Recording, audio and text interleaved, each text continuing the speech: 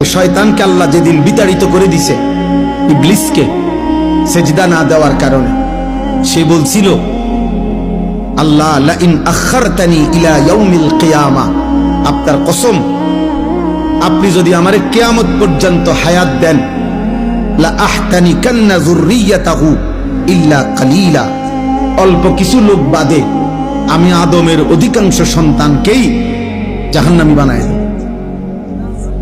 নাফরমান বানিয়ে দেব। ক্বাল আযহাব, আল্লাহ ইবলিসকে বলছে যা, ঠিক আছে বাইর যা, ফামান তাবিআকা মিনহুম ফাইন্না জাহান্নামা জাযাউকুম জাযাআম মাওফুরা।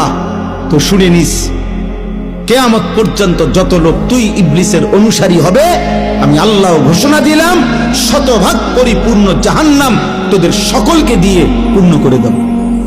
যা বলিস, বের হ।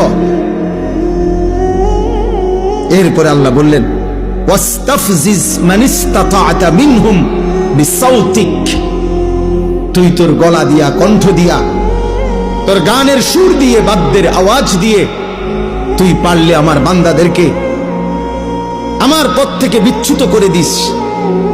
তবে আল্লাহ তাআলা সর্বশেষ বলছে ইন্না ইবাদি লাইসা লাকা আলাইহিম সুলতানুন, আমার প্রকৃত বান্দা যারা, আমি আল্লাহর গোলামি করে যারা, আমার সিজদা দেবে যারা, তো তোর হাজার চেষ্টায় কষ্ট পরিশ্রমেও আমার বান্দাকে এক চুল নাফরমানির রাস্তায় নিতে পারবি না, এটাও আমি আল্লাহ ওয়াদা দিই,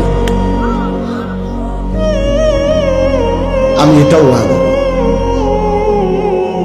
এই জন্য এই আয়াতের তাফসীরের মধ্যে আছে শয়তানের আওয়াজ, আল্লাহ বলছে তোর আওয়াজ দিয়ে, তোর কণ্ঠ দিয়ে তুই আমার বান্দাদেরকে আমার পথ থেকে সরায় দিস, যা। তো এই শয়তানের কণ্ঠ কি? সাউতুশ শাইতান, শয়তানের আওয়াজ, শয়তানের কণ্ঠ।